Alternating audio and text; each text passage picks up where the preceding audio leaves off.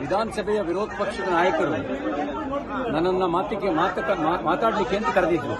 ನಾನು ವಿಧಾನಸೌಧದ ಲಾಂಜಿಗೆ ಬಂದು ವಿಧಾನ ಪರಿಷತ್ತಿನ ಲಾಂಜಿಗೆ ಹೋಗ್ತಿರೋ ಸಂದರ್ಭದಲ್ಲಿ ಕಿಡಿಗೇಡಿಗಳು ಲಕ್ಷ್ಮೀ ಹೆಬ್ಬಾಳ್ಕರ್ ಅವರ ವಿಷಯವನ್ನು ಇಟ್ಕೊಂಡು ಹೊರಗಡೆ ಬಾ ನೀವು ಕೊಲೆ ಮಾಡ್ತೀವಿ ಅಂತ ಹೇಳಿ ಕೊಲೆ ಬೆದರಿಕೆ ಹಾಕಿದ್ದಾರೆ.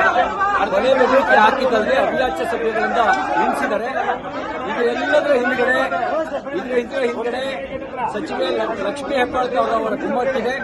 ಅವರು ಸುಳ್ಳು ಆರೋಪಗಳ ಮೂಲಕ ಇಡೀ ಇದನ್ನ ತಿರುಚುವಂತ ಕೆಲಸ ಮಾಡಿದ್ದಾರೆ. ನನಗೇನಾದ್ರೂ ಆದ್ರೆ ನನಗೆ ವಿಧಾನಸೌಧದಲ್ಲಿ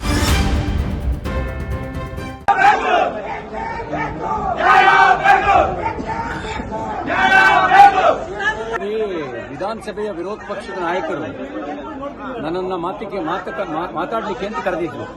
ನಾನು ವಿಧಾನಸೌಧದ ಲಾಂಜಿಗೆ ಬಂದು ವಿಧಾನ ಪರಿಷತ್ತಿನ ಲಾಂಜಿಗೆ ಹೋಗ್ತಿರೋ ಸಂದರ್ಭದಲ್ಲಿ ಕಿಡಿಗೇಡಿಗಳು ಲಕ್ಷ್ಮೀ ಹೆಬ್ಬಾಳ್ಕರ್ ಅವರ ವಿಷಯವನ್ನು ಇಟ್ಕೊಂಡು ಹೊರಗಡೆ ಬಾ ನೀವು ಕೊಲೆ ಮಾಡ್ತೀವಿ ಅಂತ ಹೇಳಿ ಕೊಲೆ ಬೆದರಿಕೆ ಹಾಕಿದ್ದಾರೆ. ಕೊಲೆ ಬೆದರಿಕೆ ಹಾಕಿದ್ದಲ್ಲದೆ ಅವಿಯಾಚ್ಯ ಸಭೆಗಳಿಂದ ನಿಲ್ಲಿಸಿದ್ದಾರೆ. ಇದೆಲ್ಲದರ ಹಿಂದ್ಗಡೆ ಸಚಿವೆ ಲಕ್ಷ್ಮೀ ಹೆಬ್ಬಾಳ್ಕರ್ ಅವರ ಕುಮ್ಮಕ್ಕಿದೆ. ಅವರು ಸುಳ್ಳು ಆರೋಪಗಳ ಮೂಲಕ ಇಡೀ ಇದನ್ನ ತಿರುಚುವಂತ ಕೆಲಸ ಮಾಡಿದ್ದಾರೆ. ನನಗೇನಾದ್ರೂ ಆದ್ರೆ ನನಗೆ ವಿಧಾನಸೌಧದಲ್ಲಿ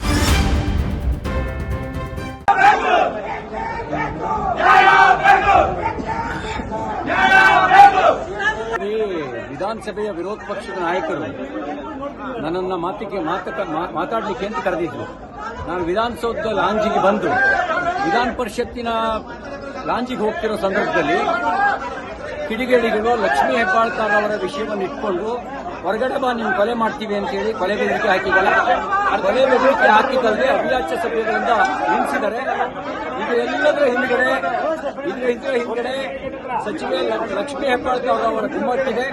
ಅವರು ಸುಳ್ಳು ಆರೋಪಗಳ ಮೂಲಕ ಇಡೀ ಇದನ್ನ ತಿರುಚುವಂತ ಕೆಲಸ ಮಾಡಿದ್ದಾರೆ. ನನಗೇನಾದ್ರೂ ಆದ್ರೆ ನನಗೆ ವಿಧಾನಸೌಧದಲ್ಲಿ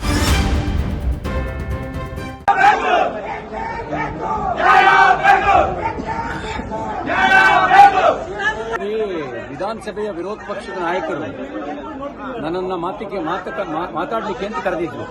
ನಾನು ವಿಧಾನಸೌಧದ ಲಾಂಜಿಗೆ ಬಂದು ವಿಧಾನ ಪರಿಷತ್ತಿನ ಲಾಂಜಿಗೆ ಹೋಗ್ತಿರೋ ಸಂದರ್ಭದಲ್ಲಿ ಕಿಡಿಗೇಡಿಗಳು ಲಕ್ಷ್ಮೀ ಹೆಬ್ಬಾಳ್ಕರ್ ಅವರ ವಿಷಯವನ್ನು ಇಟ್ಕೊಂಡು ಹೊರಗಡೆ ಬಾ ನೀವು ಕೊಲೆ ಮಾಡ್ತೀವಿ ಅಂತ ಹೇಳಿ ಕೊಲೆ ಬೆದರಿಕೆ ಹಾಕಿದ್ದಾರೆ.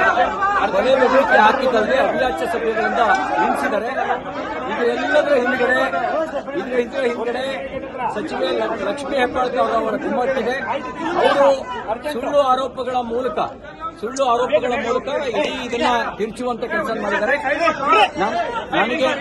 ನನಗೇನಾದ್ರೂ ಆದ್ರೆ ನನಗೆ ವಿಧಾನಸೌಧದಲ್ಲಿ